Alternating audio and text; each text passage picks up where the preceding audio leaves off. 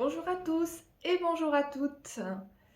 Je vous présente la première vidéo d'une web série qui aura lieu en plusieurs étapes, en plusieurs vidéos successives, où je vais me présenter à vous, présenter mon activité, mes spécificités, mon approche.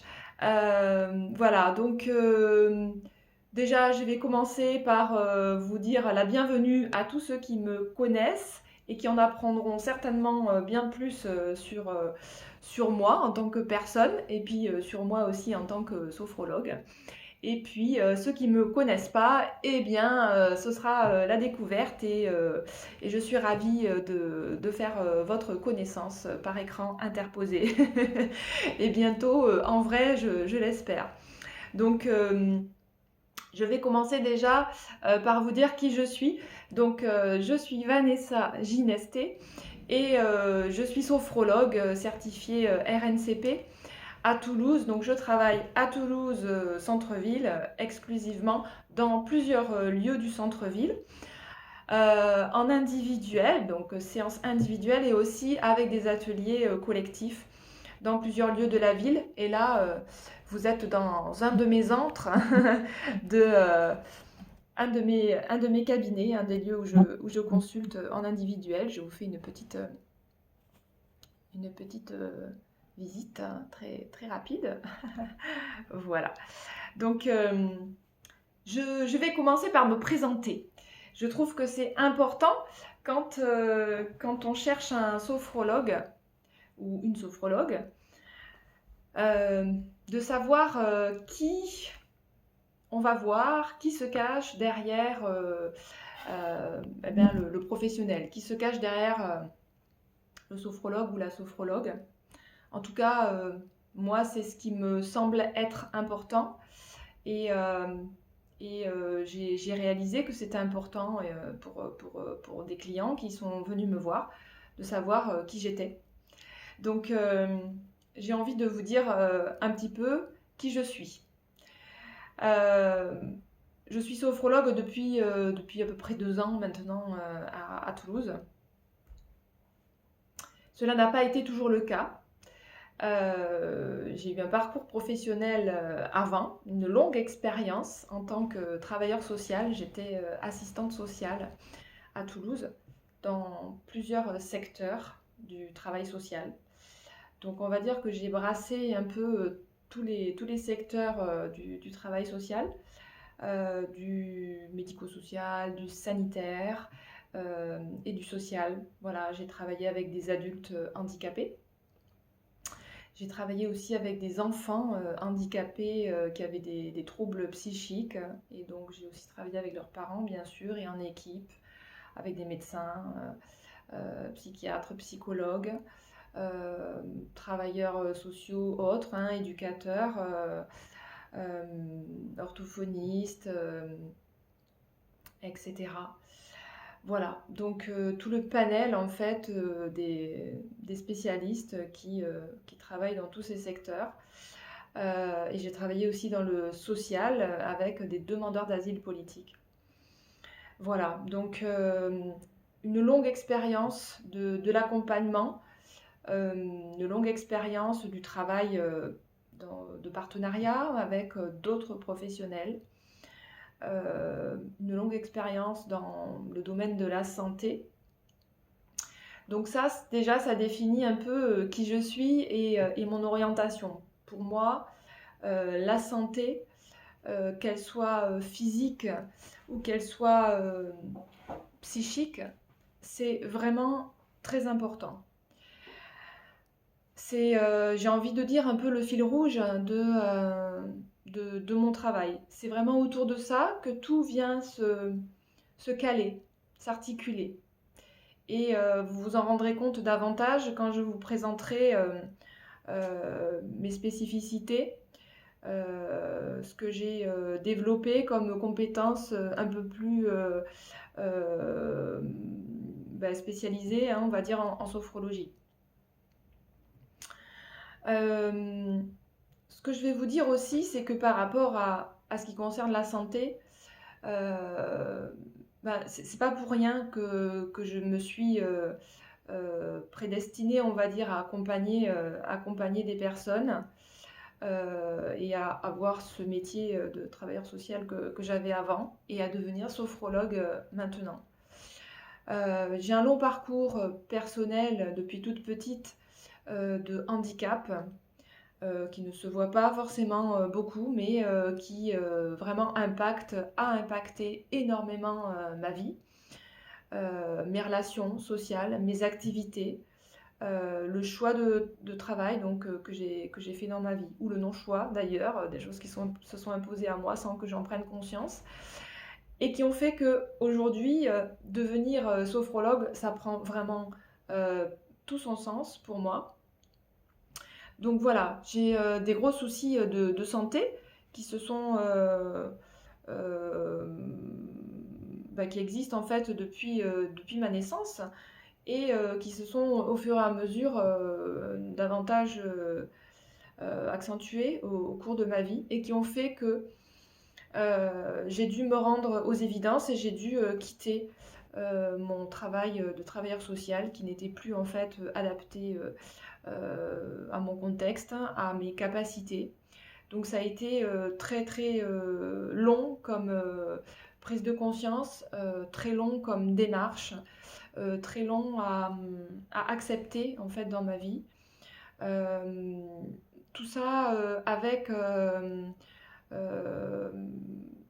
donc comment vous dire des incapacités, hein, accepter de nombreuses incapacités dans ma vie, de nombreuses douleurs aussi physiques et bien sûr de la douleur psychique, hein, de la difficulté psychologique à, euh, à accueillir et à traverser tout ça. Voilà. Donc tout ça, ça m'amène bien sûr à avoir pris conscience, à avoir dépassé, à avoir fait beaucoup de choses pour moi, pour me sortir de ça, euh, pour m'en sortir de la meilleure façon pour moi-même. Et ça m'amène à avoir vraiment ce désir d'accompagner les gens, les personnes, dans leurs difficultés de vie, qu'elles soient temporaires ou qu'elles soient beaucoup plus profondes, anciennes. Ça m'amène vraiment à avoir envie d'aider euh, toutes les personnes qui viendront me voir en tant que sophrologue, de les aider à dépasser tout ça. Et c'est un long parcours, c'est une tâche difficile, je le sais, pour chacun d'entre nous qui avons des difficultés, d'aller trouver quelqu'un qui sera en mesure de l'accompagner au plus près de ce qu'il est, à son rythme, et, euh, et surtout en tenant compte de ce qu'il souhaite et de ses capacités, de ses points forts. C'est comme ça que je souhaite accompagner les personnes dans mes séances de sophrologie. Je vous en dirai un peu plus progressivement et je vais vous expliquer un petit peu comment je travaille sur Toulouse. Donc, mon entreprise s'appelle SophroFly, Sophro de sophrologie, et Fly, F-L-Y, qui veut dire voler en anglais. Et Fly, pourquoi? Parce que Fly, si vous regardez mon logo, je vais vous le montrer, c'est hop, c'est un petit papillon. Voici l'affiche de ma présentation et le petit logo qu'il y a en bas. C'est un papillon. Donc ce papillon, évidemment, il est synonyme de liberté. Il est synonyme de voler, d'être libre. Au cours de sa pratique en sophrologie, on est vraiment libre, en fait. Libre de se découvrir soi-même comme on le souhaite, au rythme où on le souhaite. Libre d'aller plus ou moins profondément à l'intérieur de soi et libre de mettre en place tout ce qu'on veut, tout ce qu'on peut mettre en place pour s'aider soi-même à fonctionner mieux, à aller mieux, à se respecter mieux, à respecter mieux les personnes avec lesquelles on vit, à aller vers des solutions. Donc il y a vraiment cette notion de liberté. Le papillon aussi pour moi c'est l'animal on va dire qui me représente parce que Vanessa c'est mon prénom. Ça vient du latin qui veut dire vanesse, qui veut dire papillon.